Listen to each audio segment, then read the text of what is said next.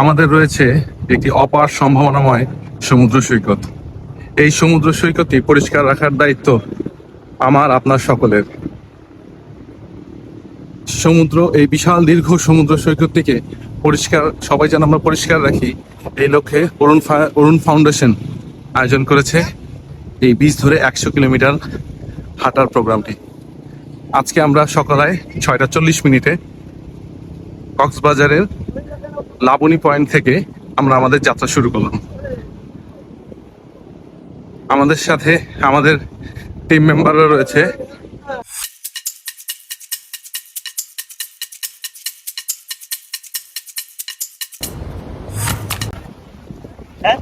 আমরা এই মুহূর্তে অতিক্রম করছি সুগন্ধা বিচ পয়েন্ট। আমরা এই মুহূর্তে পৌঁছে গেছি কলাতলি পয়েন্টে। এখন বাজে 7:10। আমরা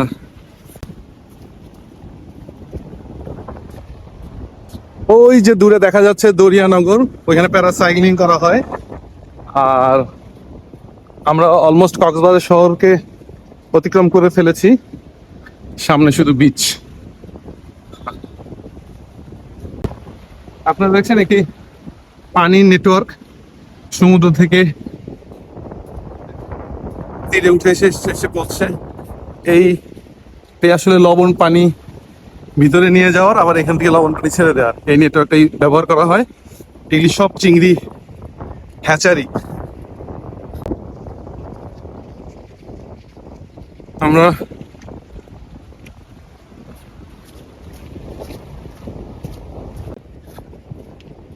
আমরা এখনো অতিক্রম করছি দরিয়ানগর।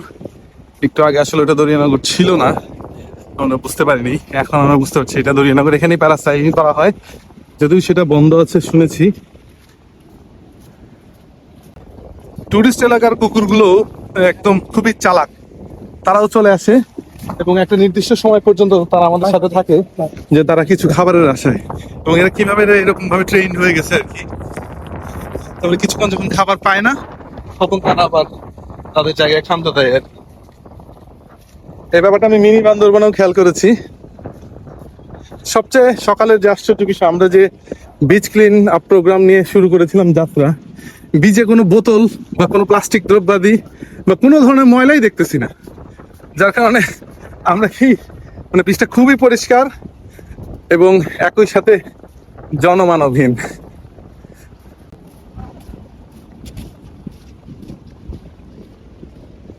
অদ্ভুত সুন্দর।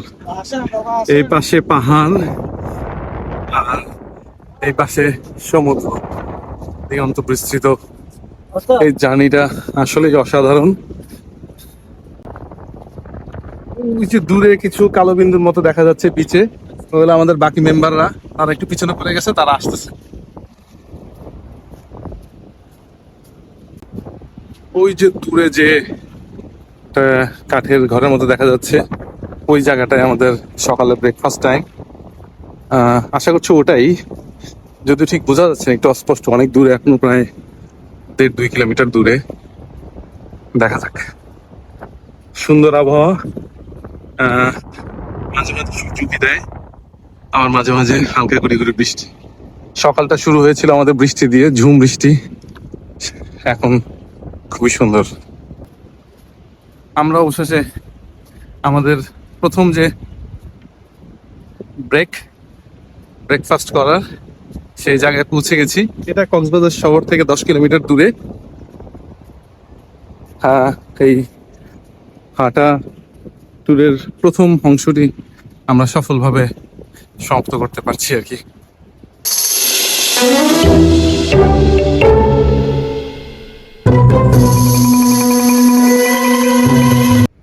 দেখ, আমাদের আরেক অভিযাত্রী অনিল বাবু আসছেন, আর বাকি ওরা দুটা ওই যে দেখা যাচ্ছে, ওরা এখনো আসতে পারতেছে না।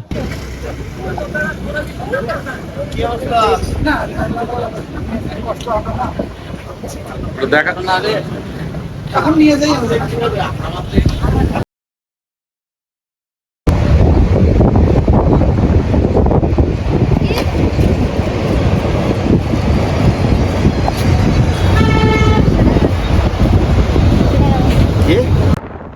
অনিল বাবু, আপনার কেমন লাগতেছে? স্যার আমাকে খুবই ভালো লাগতেছে স্যার। মানে এমন সুন্দর একটা পরিবেশ এবং সবচেয়ে বড় হচ্ছে যে স্যার আমরা কক্সবাজার থেকে টেকনাফ পর্যন্ত 100 কিলোমিটার হেঁটে যাবো, এটা স্যার ভাবতে খুব মানে ভালো লাগতেছে। আশা করি স্যার আমরা খুব সুন্দরভাবে পৌঁছাতে পারবো। আপনার আত্মবিশ্বাস আছে? জি স্যার, জি স্যার, আমরা খুব সুন্দরভাবে পৌঁছে যাবো স্যার, ইনশাআল্লাহ। ইনশাআল্লাহ স্যার।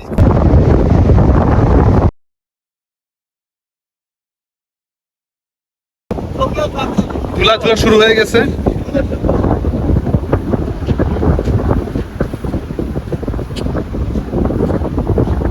পায়ে প্রচন্ড ব্যথা লাগতেছে ধুলা যখন হিট করতেছে। আমরা এই মুহূর্তে অতিক্রম করছি হিমছড়ির পাহাড়। এই জায়গাটা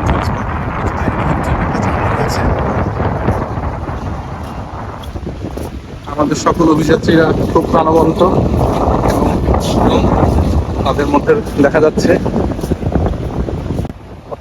সাগর পাড়ের এই মানুষগুলোর জীবন ও জীবিকা এই সাগরের উপর নির্ভরশীল। তাদের প্রাণান্ত পরিশ্রমের মূল্য খুবই কম এবং বেঁচে থাকার জন্য সেটাই তারা করে। জোয়ারের সময় এই জাল দিয়ে তারা, তাদের গভীর সমুদ্রে যাওয়ার সামর্থ্য নাই, তারা এই তীর থেকে যতটুক পারে ছোট ছোট পোনা মাছ সেগুলো সংগ্রহ করার চেষ্টা করে। এটাতেই হয়তো তাদের জীবন জীবিকা চলে আর কি।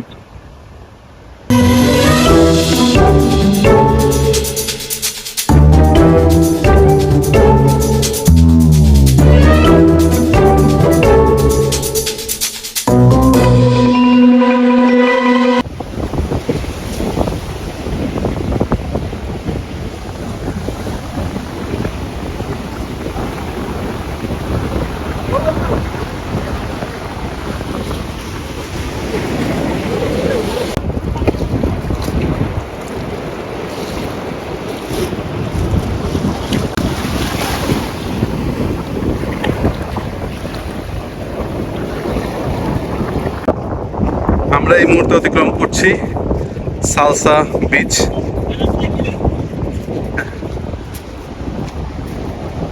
আমাদের অভিযাত্রীরা এগিয়ে যাচ্ছে দীপ্ত পদক্ষেপে তাদের লক্ষ্যের দিকে।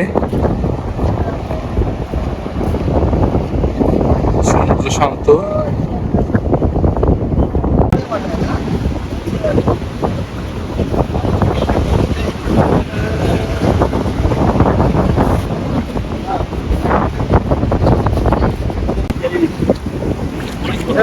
না তারা কিন্তু বিষাক্ত হয়। হ্যাঁ না যাবে না, আটকে যাবে।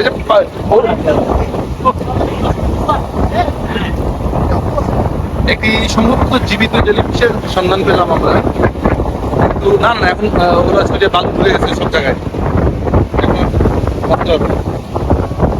সব জায়গায় বালু এখন। হ্যাঁ মারা গেছে অলরেডি সে। না না নড়া যাবে না, অনেক ওজন। বৃষ্টি তো সরি ওই বিষাক্ত অনেক সব। কোনটা বিষাক্ত আর কোনটা বিষাক্ত না এটা আমরা জানি না।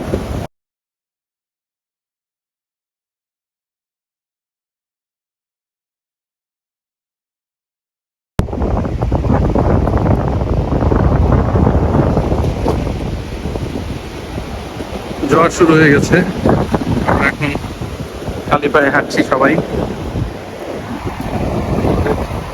অভিযাত্রীরা। আমাদের এক অভিযাত্রী মিস্টার ওসমান। তা মিস্টার ওসমান, আপনার অনুভূতি কেমন?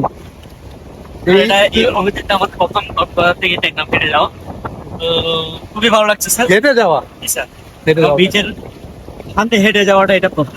এটা অনেক প্রথম বারই গেছি বাইকে মেরিন ড্রাইভ রোডে, বাট বিচের সাথে হেঁটে যাওয়াটা এটা আমার স্যার প্রথম। আচ্ছা তো অনেক ভালো লাগছে স্যার সব মিলিয়ে আসি। আর এটা সবচেয়ে ধন্যবাদ স্যার আপনাকে এই উদ্যোগটা গ্রহণ করার জন্য। এই জন্য আমি এটা মিস করি নাই। না আপনার আপনার কনফিডেন্স আছে যে আপনি যেতে পারবেন শেষ পর্যন্ত? জি স্যার, অবশ্যই ইনশাল্লাহ কনফিডেন্স আছে, আমরা যেতে পারবো। অলরেডি আমরা 20 কিলো কাছাকাছি। হ্যাঁ চলে আসছি আমরা, আশা করি আমরা যেতে পারবো স্যার। জি ইনশাআল্লাহ। ইনশাআল্লাহ। ধন্যবাদ। ওকে, স্যার।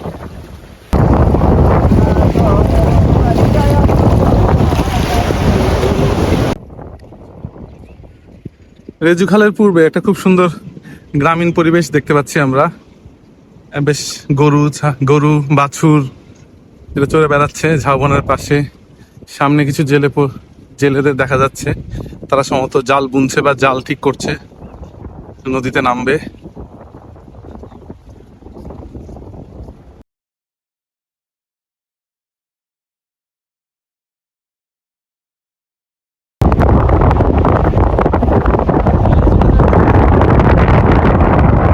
এখানে একটা জিনিস পেলাম, ডেইল সংরক্ষিত এলাকা, এখানে প্রবেশ নিষেধ। এই ডেইলটা হচ্ছে সমুদ্র উপকূল ভাঙন প্রতিরোধ করে। উখিয়া উপজেলা প্রশাসনের এই উদ্যোগ।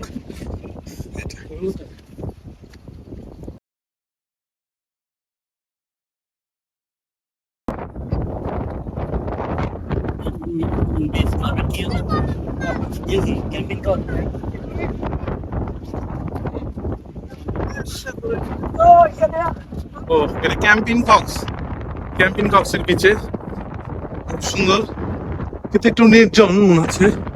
এখানে অন্য কোনো টুরিস্টের বেশি আনাগোনা নাই।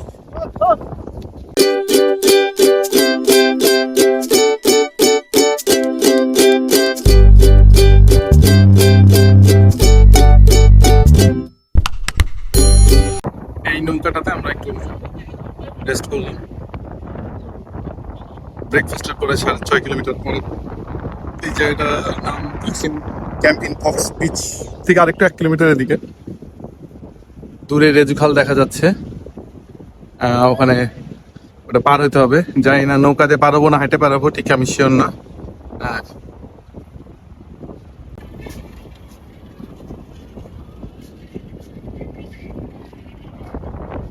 সামনেই মারমেইড ক্যাফে বিচ, আর ওই যে দূরে দেখা যাচ্ছে রেজুখাল ব্রিজ। তো আমরা রেজুখালের কাছাকাছি পৌঁছে গেছি।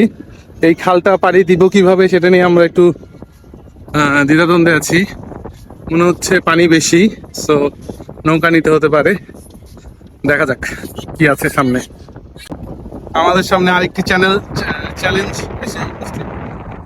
দেখা যাচ্ছে। এটা পানির গভীরতা কত আমরা জানি না, তা আমরা এখন ওনার শরণাপন্ন হচ্ছে, উনি যে দিক দিয়ে যাবে আমরা সেদিক দিয়েই যাবো। ওকে, একটু বল কোন দিকে।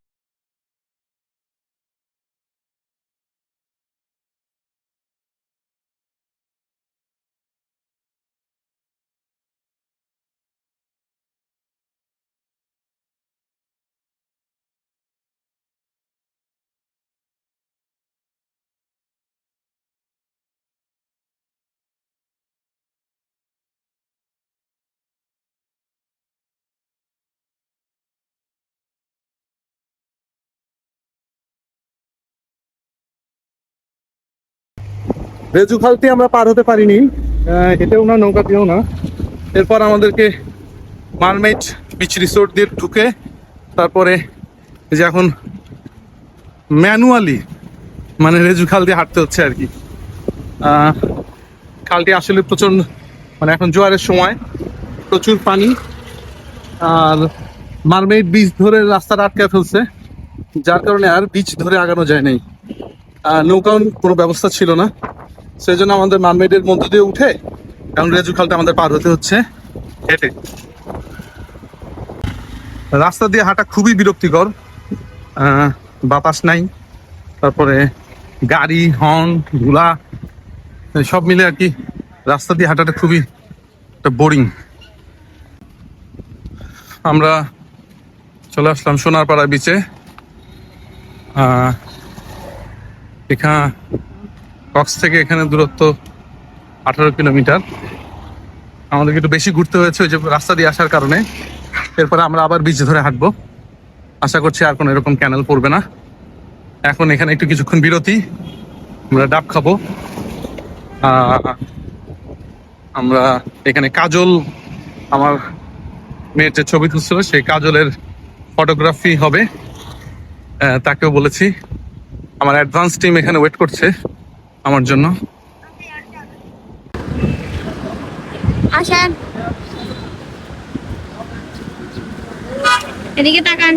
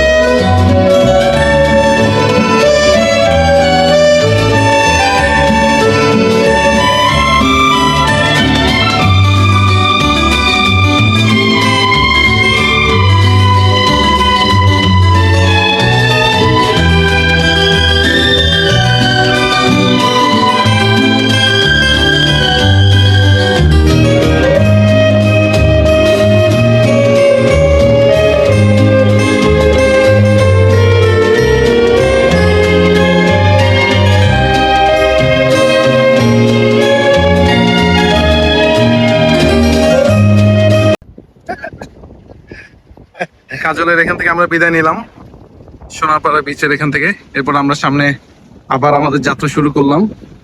সামনে আছে ইনানি, এখান থেকে হয়তো বা আরো অনেক দূরে। আমরা শুরু করলাম আমাদের যাত্রা।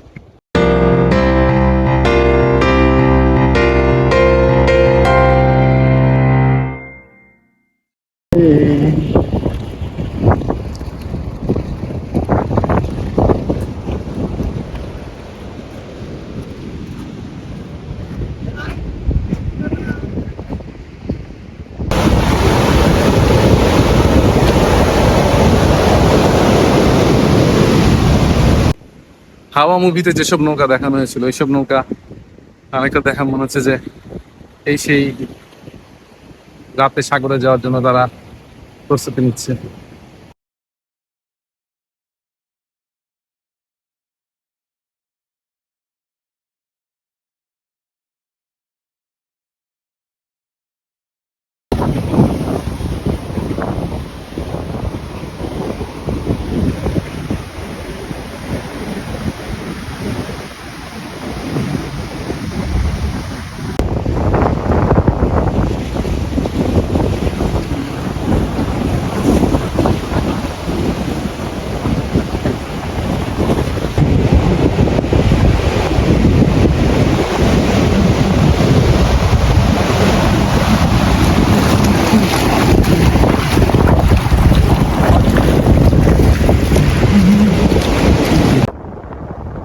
কত রকমের নৌকা যে সমুদ্রে যায়, এটা এই বীজ ধরে না হাঁটলে আমি জানতে পারতাম না।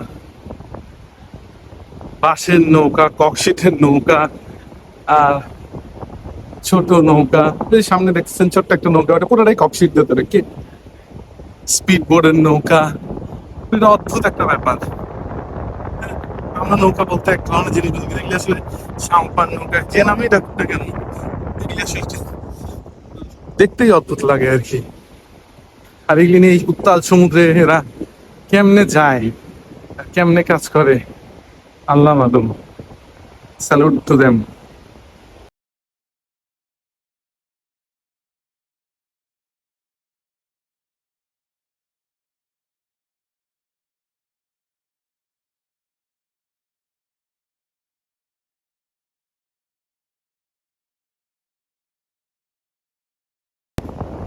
এই যে মশারির এগুলি জালগুলো দেখছেন বেঁধে রাখছে, এটা যখন ওই যে একজন দূরে কাজ করতেছে, জোয়ারের সময় আসবে তখন মশারিগুলোতে ছোট ছোট রেণু পোনা সংগ্রহ করা হবে।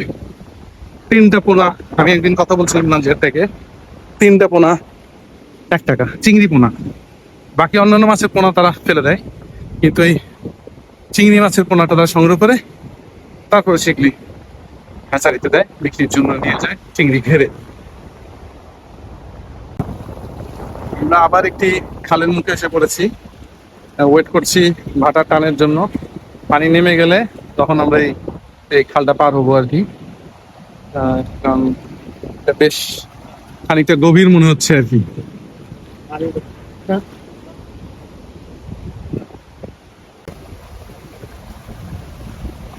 দেখেন কেমনে মারতেছে, জোয়ার আসার সাথে সাথে, ঢেউটা আসার সাথে সাথে ওইখানে মারবে যাতে কোনো মাছ পাওয়া যায়। কি টেকনিক! হ্যাঁ, আদৌ সে কিছু পেলো কিনা এটা একটু আমরা দেখি।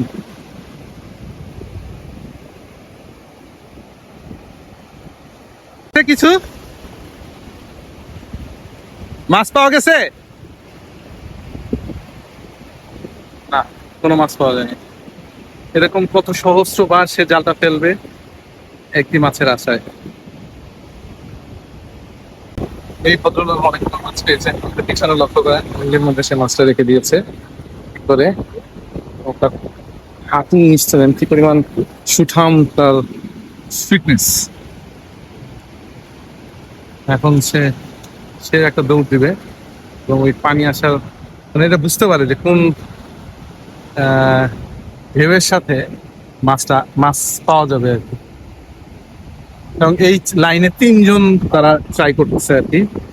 আমার হচ্ছে তুমি সবচেয়ে বেশি মাছ পেয়েছে, তাই না? হ্যাঁ, এইটা তো মাছ পেয়েছে।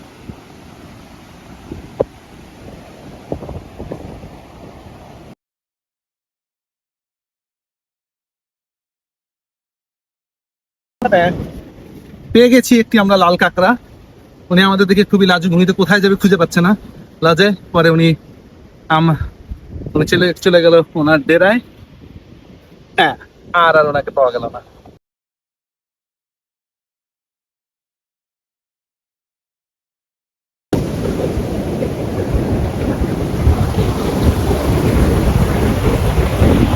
এত এত বড় গর্তটা আসলে কিসে ঠিক বোঝা যাচ্ছে না। হ্যাঁ, বিশাল গর্ত। পেয়েছি। আচ্ছা, আর এই জায়গাটা এসে এটা মনে হচ্ছে যে একটু নদীর পার পার লাগতেছে। এরা এসে নদীর পাড়ে ভাঙতেছে, হ্যাঁ, সমুদ্রের ঢেউ এসে পড়তেছে। হ্যাঁ,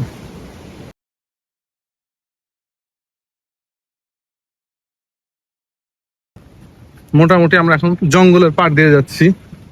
হ্যাঁ, জঙ্গল দিয়ে যাচ্ছি। হ্যাঁ, আচ্ছা, জঙ্গল, কারণ ইয়েতে সাগরের জোয়ারের কারণে সাগরের পাড়ে। চাচির বাসা কোথায়? আর বাসা বাজে রাস্তার ওর পাশে। ও, এনে কি লাকড়ি কুড়ান? এই যে ও মা গো, এটা কি? ও, বাজি ও, আচ্ছা। আচ্ছা, না না, ঠিক আছে ঠিক আছে।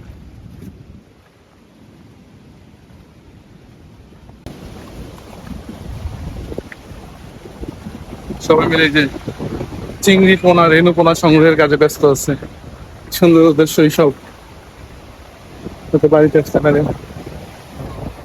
মালয়েশিয়া, ওই যে দূরে দেখা যাচ্ছে রয়্যাল টিউলিপ মানে সি পার্ল, আর ওই যে নেভি সেই ব্রিজ। সো মানে মোটামুটি আমরা আবার জনমানবহীন এলাকা থেকে জনবসতিপূর্ণ এলাকায় প্রবেশ করছি। অনেক হোটেল, ইরানির একদম কাছাকাছি আমরা চলে এসেছি আর কি। আমাদের এখান থেকে আমাদের আজকের দিনের প্রথম যে ডেস্টিনেশন, সেটা 8-10 কিলোমিটার আছে। ইনশাল্লাহ আমরা সকলে মিলে সে 10 কিলোমিটার শেষ করে ফেলবো। সমুদ্র তীরের মানুষজন কত ধরনের নৌকা যে ব্যবহার করে, এই হাঁটা ট্যুরে না আসলে তা বুঝতাম না। ইনানির আগে আবার একটা বড় খাল দেখা যাচ্ছে। এখন ওই খাল পার দেওয়া যাবে কেমনে ঠিক বোঝা যাচ্ছে না। তা আমাদের একজন সদস্য গেলেন, জিজ্ঞেস করা আসছে যে ওটাকে হাতে পার হওয়া যাবে নাকি। তাহলে আমাদেরকে এই খাল আবার এইখান থেকে পার হওয়ার একটা ব্যবস্থা করবো। ওই যে ব্রিজ দেখা যাচ্ছে রাস্তার, ওইখানে ওঠার একটা ব্যবস্থা করবো। আবার বাধা, এই খাল পার হওয়া যাবে না। সেই পাশে এখন আমাদের ব্রিজের করে দিয়ে কোনো দিক দিয়ে ওঠার একটা ব্যবস্থা করতে হবে জঙ্গল দিয়ে। So আমরা এখন ওদিকে ধাবিত হচ্ছি। আবার সেই রাস্তা ধরে মনে হয় আবার 2 কিলোমিটার হাঁটতে হবে। উফ। সব জাল, নৌকার জাল, দড়ি, এগুলো সব এই বনে স্টোর করা। সম্ভবত তারা রাতে যাবে। আর যেটা হচ্ছে ফিশিং, এই মাছ স্টোর করার কোনো ফ্রিজ না, মানে ওই টাইপের কন্টেইনার আর কি। এটা মানে রাতে যাবে আর কি। এখন আবার একটা জঙ্গল পরিভ্রমণ হচ্ছে। এই ক্যানেল তো পাড়ি দেওয়া সম্ভব হবে না মনে হচ্ছে। আমরা উল্টা দিকে আবার যেতে হচ্ছে আমাদেরকে কিছু দূর। অবশেষে জঙ্গল থেকে বের হওয়ার রাস্তা পাওয়া গেল। এগিয়ে যাচ্ছে, এটা মেইন রোড, মেরিন ড্রাইভে উঠে যাবে। পানি খুবই স্বচ্ছ, নিচের ঘাসও দেখা যাচ্ছে। একটা কাঁকড়া ভেসে যাচ্ছে, কিন্তু এটা সম্ভবত জীবিত জীবিত।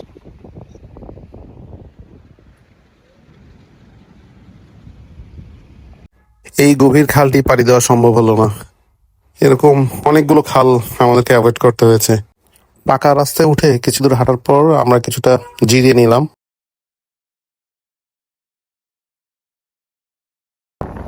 বেবল স্টেশন, বেবল স্টোন রিসোর্টে একটু হালকা রিফ্রেশ হলাম, কফি জুস বা আবার রওনা দিলাম ইনানিটার সামনে। ইনানি বিচ, এটাও ইনানি বিচ আর কি। ভেবেছিলাম আর কোনো ক্যানেল পাড়ি দিতে হবে না ইনানি যেতে, কিন্তু কিন্তু আমাদের সেই বাধার মুখে আবারও পড়তে হয়েছিল।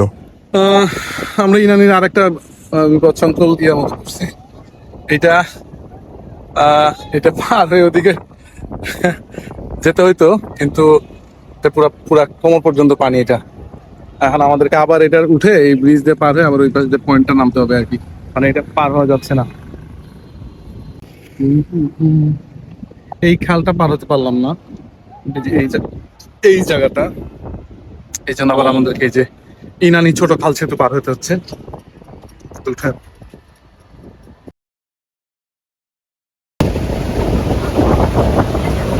আমরা ইনানি সেই জল পয়েন্টের বীজটা অতিক্রম করছি এখন।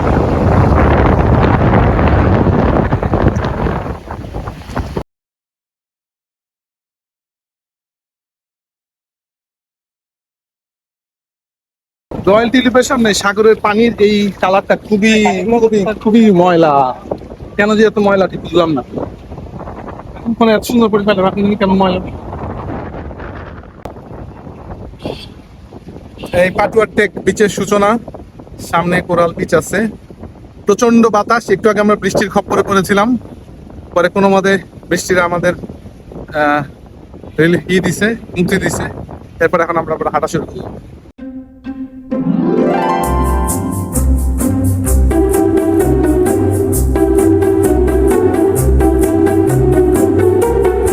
থেকে এরা আবার অন্য স্টাইলে মাছ ধরতেছে। এটা হচ্ছে ওই যে বড়শি দিয়ে অনেক ফেলে, সেখান থেকে ক্লান্ত সূর্য অস্ত যাচ্ছে ওই জায়গায় দেখা যাচ্ছে। সবাই এখানে বড়শি সিস্টেমে জাল, এখানে যেহেতু এটা একটু কোরাল বিচ টাইপের পাথর আছে, এই জন্য জাল ফেলা যে না ফেলে সবাই বড়শি টাইপের জাল ফেলে আর কি। আমরা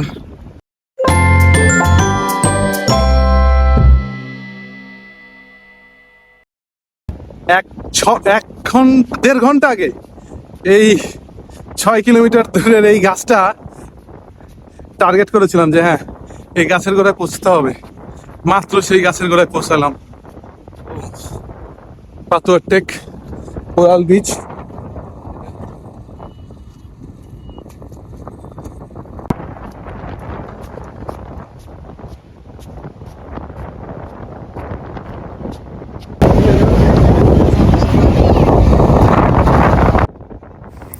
আমার খুব প্রিয় একজন সিনিয়র স্যার মাহবুব মোমেন স্যার, উনি তার টিম নিয়ে কক্সবাজারে বেড়াতে এসেছিলেন। পাটুয়ার টেকে সেই সময় ছিলেন যখন আমরা হাঁটা ট্যুরে ছিলাম। স্যার আর আমি একসাথে কাজ করেছি তথ্য মন্ত্রণালয়ে সেই 2012 সালে।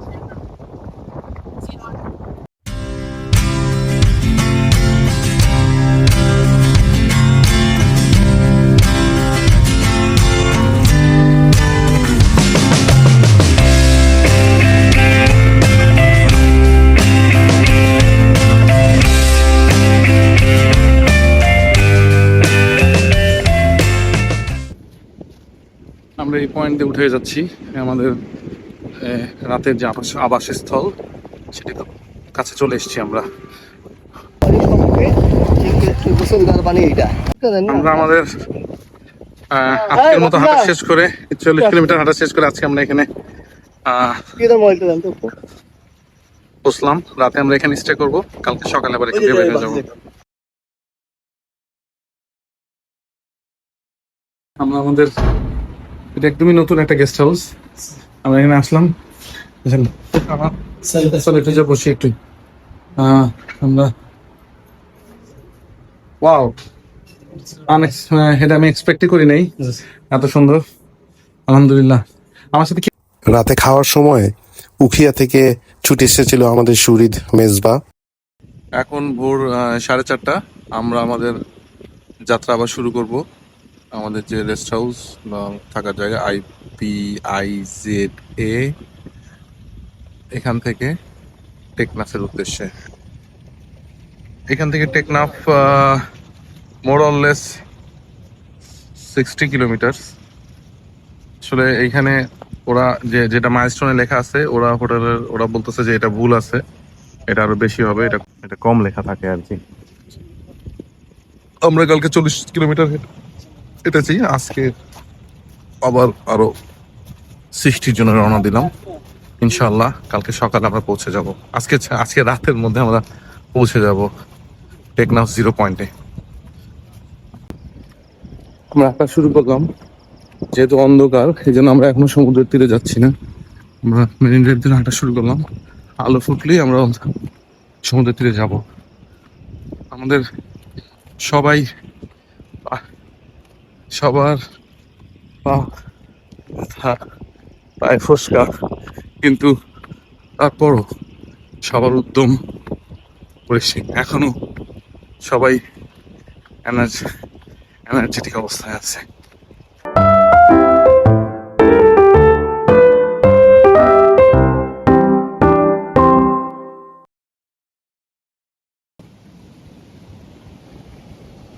সকালের প্রথম সমুদ্র, আমরা নেমে যাচ্ছি।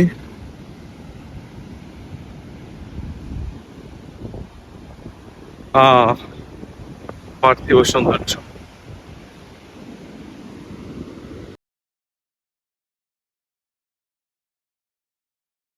আবার আমরা একটা ইয়ের মধ্যে পড়লাম, আর এটা পাড়ি দিতে হবে।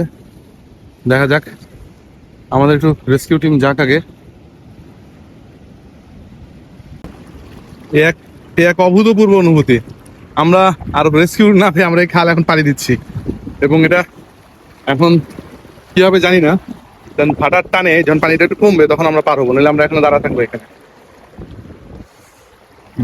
এরা হয়তো ভাবতেছে এরা কোন গাইসা পাগল, এদিক দিয়ে হাঁটা আমাদের এলাকা দিয়ে। এই ওনারা আমাদেরকে নির্দেশ মানে সিগন্যাল দিচ্ছে যে আশেপাশে কোনো পাড়া আছে পরে, আর ওনাদেরকে পাহারা দেওয়ার জন্য এই যে একটা কুকুর।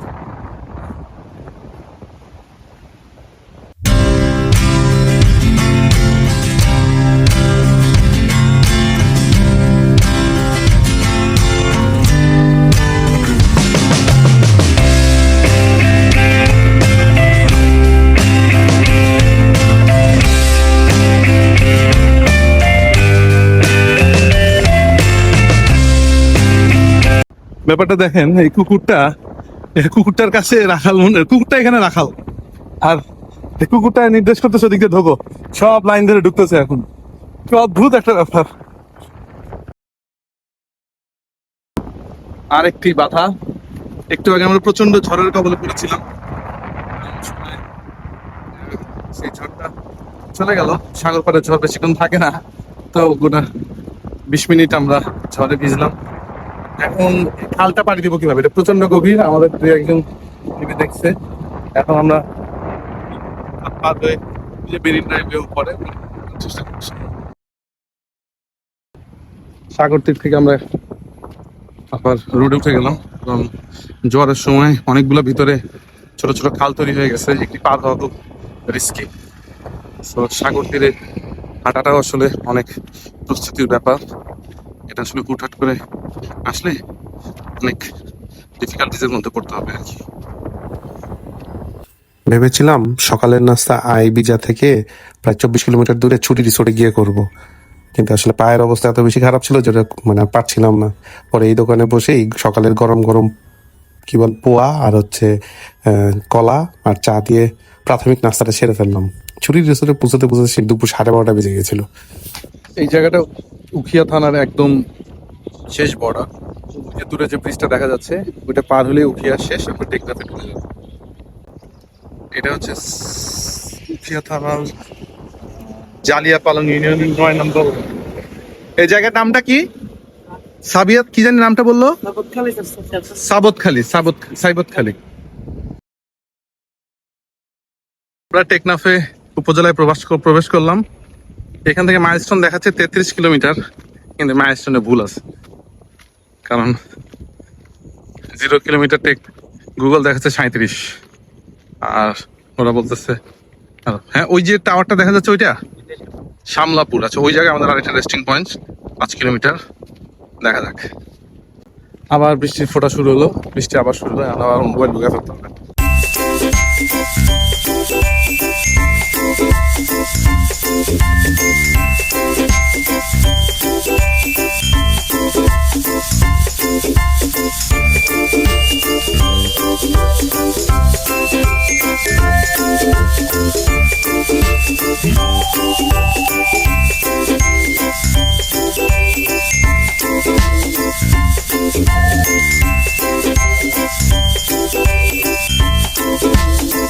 আমাদের রেস্ট করার প্লেস থেকে আবার যাত্রা শুরু করলাম টেকনাফের উদ্দেশ্যে। এবার আমরা আবার বিচের দিকে যাচ্ছি। স্থানীয়রা বলেছে যে আর কোনো বড় ক্যানেল নাই সামনে, তাদের কথার উপর ভরসা করে আবার আমরা বিচের দিকে হাঁটা দিলাম। অসম্ভব সুন্দর এবং ঠান্ডা, কাম, কোয়াইট প্লেস।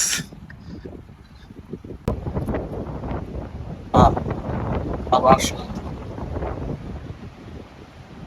সমুদ্রের গর্জন, রিয়েলি এটা গর্জন। সামনে মনে হয় আবার বৃষ্টির খপ্পরে পড়বো আমরা, সেজন্য আগে একটু ভিডিও করে নিলাম।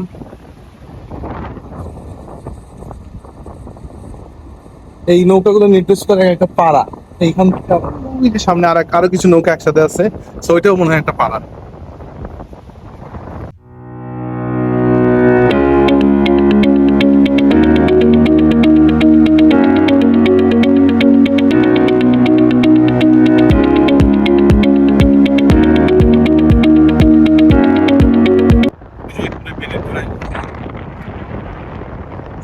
সুন্দর, এটা আসলে প্রচন্ড কষ্ট হচ্ছে, কিন্তু কষ্ট শেষে যে আনন্দ অনুভূতি হচ্ছে আসলে সবাইকে বলবো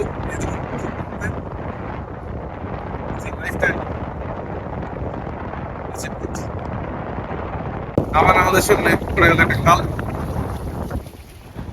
ফাটার কারণে আমরা এটাই পার হতে পারতেছি। দুজনের সময় আমি নিশ্চিত এটা অনেক আরো বেশি খরচ হতো এবং গভীর থাকতো আর কি।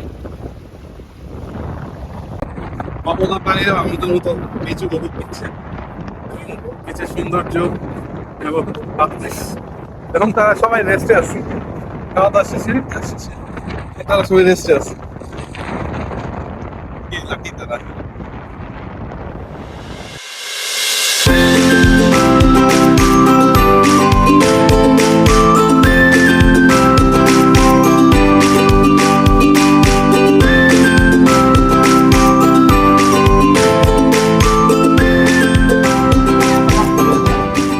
একটি ফিশিং আনন্দ করছে।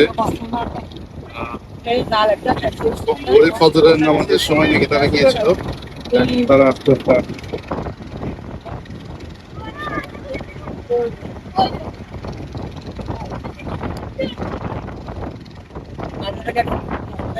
একসাথে নামতেছে।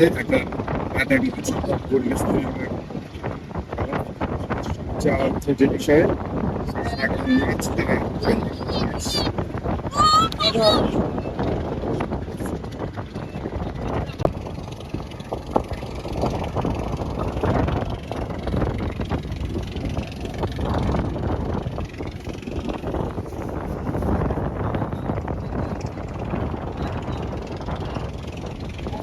একটা উৎসব মুখর পরিবেশ তৈরি হয়ে গেল। আমরা দেখবো যে কি মাছ ধরছে তারা, এইগুলো দিয়ে কেমনে সাগরে আনে, ওটা একটু আমরা দেখবো। এই এলাকার নাম কি? শিলকালি। কি খালি? শিলকালি। শিলখালি। হ্যাঁ, শিলকালি। হাবিব কই যাচ্ছে?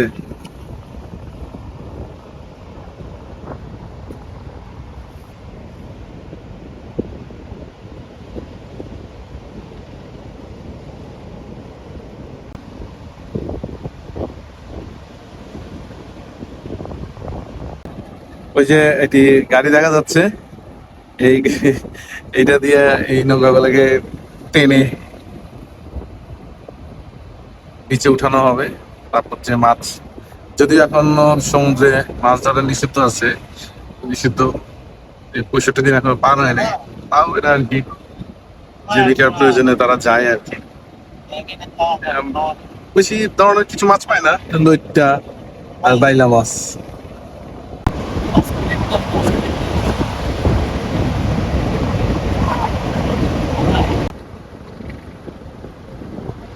এইভাবে নৌকা আসলে থেকে সাগর থেকে চাকা লাগিয়ে তারপরে ট্রাক্টর দিয়ে চলা এটাতে চলে এই বাকি সেটাকে তোলা হবে।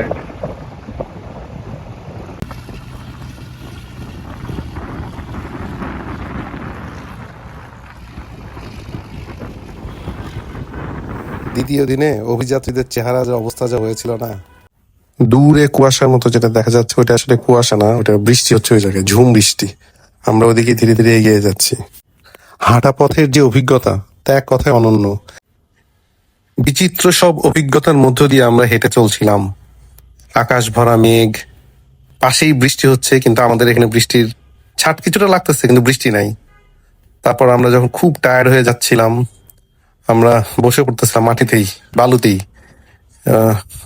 যতক্ষণ পর্যন্ত শরীরে আবার বল ফিরে না আসে ততক্ষণ পর্যন্তই আমরা বসেছিলাম।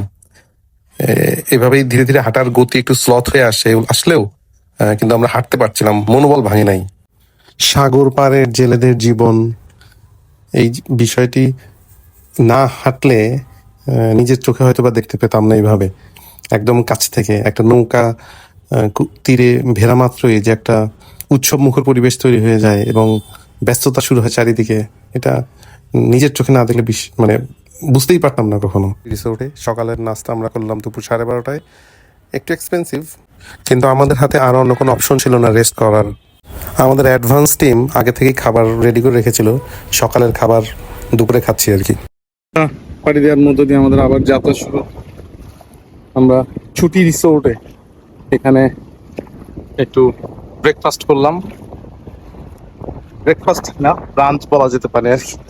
এখন আস্তে আস্তে প্রায় কয়টা বাজে? 1:30। হ্যাঁ, আমরা আবার একটি চ্যানেল অতিক্রম করছি। সাগর থেকে বাকি এখন ভাটা ছিল, যেখানে আমি পার হতে পারতাম। অলরেডি হাঁটুর উপর উঠে গেছে পানি। এটা যখন জোয়ারের সময়টা নিশ্চিত অনেক বেশি হতো আর কি। আস্তে আস্তে পার হলাম আর কি। সামনে আবার একটি চ্যানেল, পুরো খোলা পানি, এটা আবার পাড়ি দিতে হবে।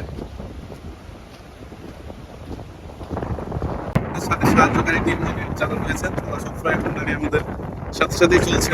যে কোনো প্রয়োজনে তারা আমাদেরকে সার্ভিস দিয়ে থাকেন।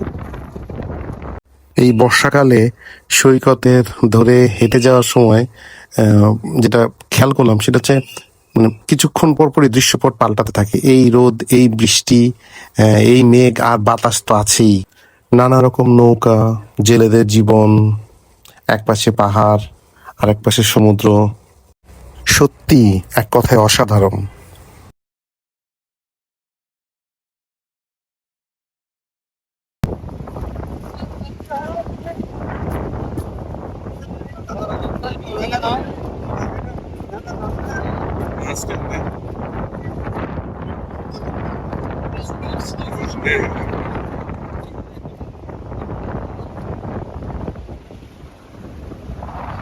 অদ্ভুত অনুভূতি।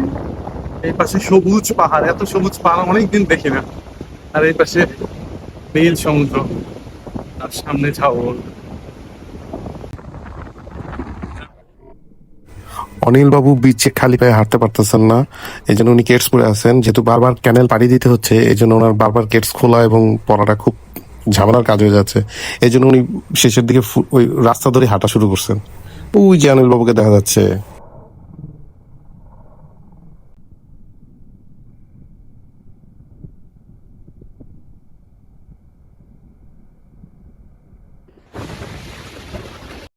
সৈকতে চলার পথটাই আসলে সুন্দর। আশেপাশের পাহাড়, সমুদ্র, আকাশ, সৈকতে পড়ে থাকা বিভিন্ন ধরনের জিনিস। অনিলবাবু যেহেতু রাস্তা দিয়ে হাঁটছেন, আমি আর প্রিয় মাঝে মাঝে একটা গাছের গুঁড়িতে বসে একটু রেস্ট নিলাম, আবার হাঁটা দিলাম। আসলে চলার এই পথটি মনে থাকবে দীর্ঘদিন।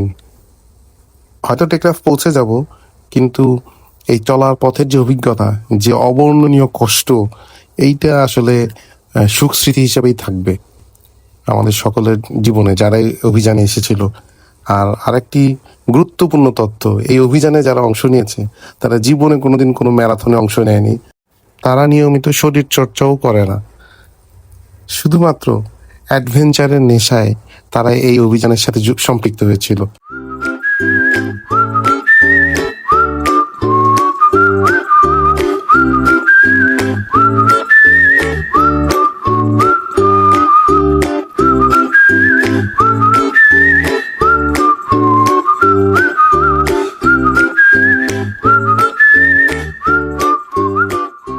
একটি চ্যানেল পাড়ি দিতে হবে।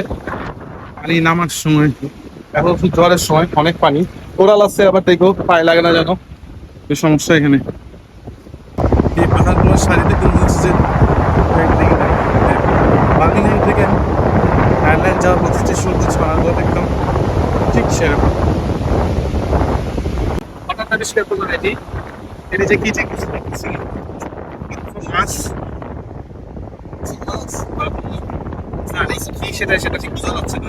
হঠাৎ পিছে বসে পড়াতে আমাদের রেস্কিউ টিম দূর থেকে দেখেই দ্রুত সময় যে কোনো সমস্যা হলো কিনা উনি দ্রুত চলে আসলেন আর কি। কি হলো ওনার, আমাদের রেস্কিউ টিমের আর এক মেম্বার, লোকাল মেম্বার, স্থানীয় মেম্বার, উনি আমাদের জন্য ওয়েট করছেন, আব্দুল খালেক। উনি আমরা বসে পড়ছি, উনি আবার আমাদেরকে দেখে কোনো সমস্যা হলে এখানে দেখার জন্য আসছেন।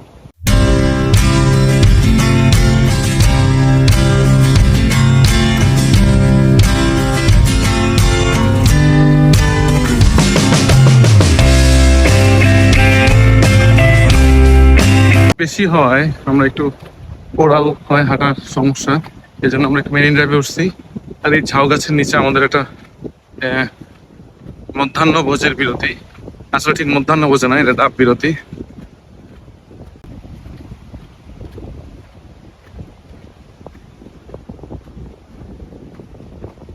আমরা এখানে কিছুক্ষণ বিরতি নিব, ডাব হালকা কিছু খাবার খেয়ে। এখান থেকে টেকনাফ 13 কিলোমিটার, ইনশাল্লাহ আমরা আস্তে আস্তে টেকনাফে পৌঁছে যাব। খালেকের বাড়ি এই পাশে হতে খালেক বাড়ি থেকে ডাব, তারপরে ছোলা ভুনা, তারপর আরো কিছু পিঠা, এগুলি সব তৈরি করে নিয়ে আসছিল আমাদের জন্য। এটা আগে থেকে অ্যারেঞ্জ করা ছিল, ওদেরকে বলা ছিল যে আমরা আজকে আমরা মানে এখানে দুপুরে খাবো, কিন্তু এটা আসলে অলমোস্ট বিকাল হয়ে গেছে এখন।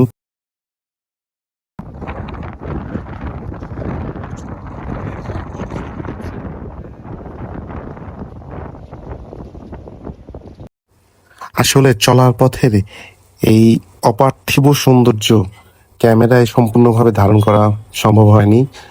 যতটুকু পেরেছি ততটুকুই ধারণ করার চেষ্টা করেছি।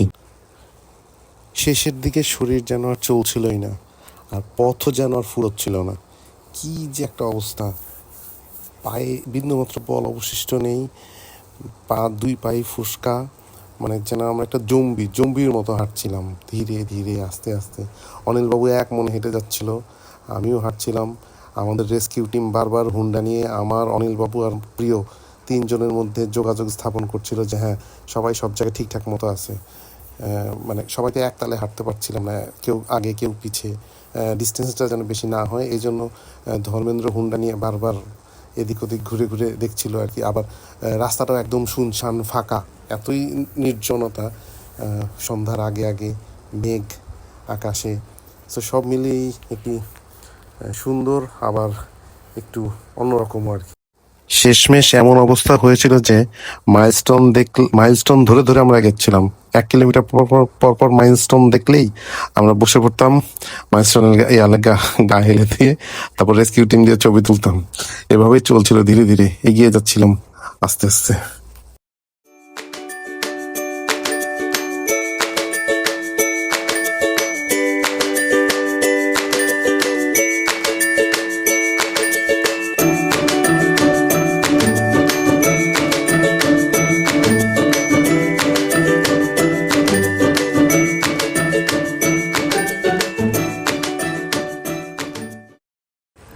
সন্ধ্যা নামতেই ঝুম বৃষ্টি শুরু হলো। দৌড়ে রাস্তার পাশে একটাই টং দোকান ছিল, সেই টং দোকানের টারপলিনের নিচে গিয়ে দাঁড়ালাম আমরা। সেই দোকানদারই আমাদের পথ বাতলে দিল যে কোন রাস্তায়, এই অন্ধকারের মধ্য দিয়ে কোন রাস্তা দিয়ে গেলে সহজে টেকনাফ 0 পয়েন্টে যাওয়া যাবে আর কি। জেলে কোথায় কোথায় মাছ ধরেন? কোথায়? বঙ্গোপসাগর। বড় বড় নৌকা না ছোট? ছোট নৌকা। ও আচ্ছা, দিন যে দিন আসেন। এখানে সবাই জেলে নাকি? না, ব্যবসায়ী। ব্যবসায়ী। অনুমান করেন কোত্থেকে আমরা আসতেছি? হ্যাঁ, না হাইটে আসতেছি কোত্থেকে? এই তো বলতে আপনি বলার আগে এদিকে বলতেছি ওরা কক্সবাজার থেকে এটা রাত 9টা 9 বাজে আমরা টেকনাফ শহরে প্রবেশ করছি আস্তে আস্তে, এবং ধীরে ধীরে আমরা এগিয়ে যাচ্ছি 0 পয়েন্টের দিকে, যেখানে টেকনাফ 0 কিলোমিটার লেখা আছে। আশা করছি আমরা নির্ধারিত সেই পয়েন্টে আমরা পৌঁছতে পারবো। দীর্ঘক্ষণ পরে আমরা লোকালয়ে প্রবেশ করলাম।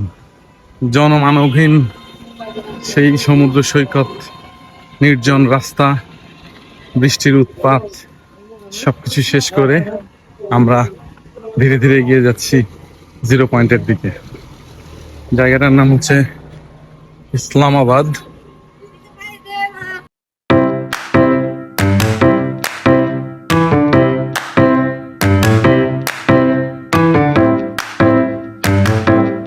অবশেষে আমরা সেই কাঙ্ক্ষিত আমাদের টেকনাফ 0 কিলোমিটারের সামনে এসে পৌঁছলাম। অক্লান্ত পরিশ্রম, আমাদের সাথে আমাদের টিম মেম্বাররা সবাই আছে, আর আরো বাকি 2 টিম মেম্বার আসতেছে। ওরা কই?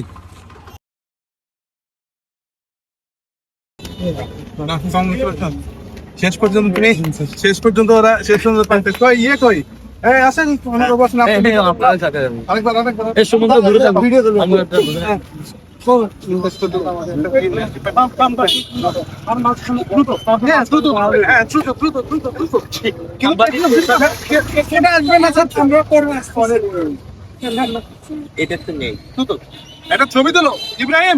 শুধুমাত্র উদ্যম, সাহস আর আত্মবিশ্বাসের উপর ভর করে এই পুরো পথটা এই কয়জন লোক পাড়ি দিয়ে দিল।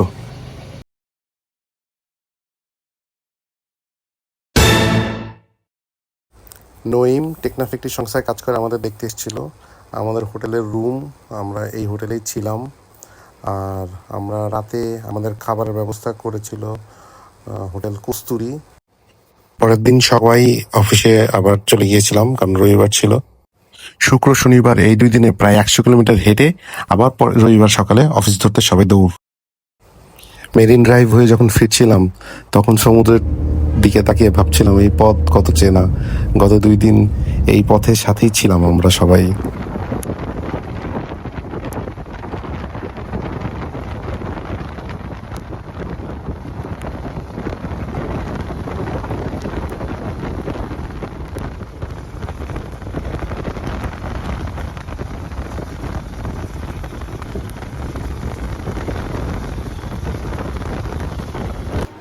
আমার পাইলট শাহ আলম আমাদের এই অ্যাডভেঞ্চার সফলভাবে শেষ করার জন্য আমাদের সবাইকে ফুলেল শুভেচ্ছা জানালো।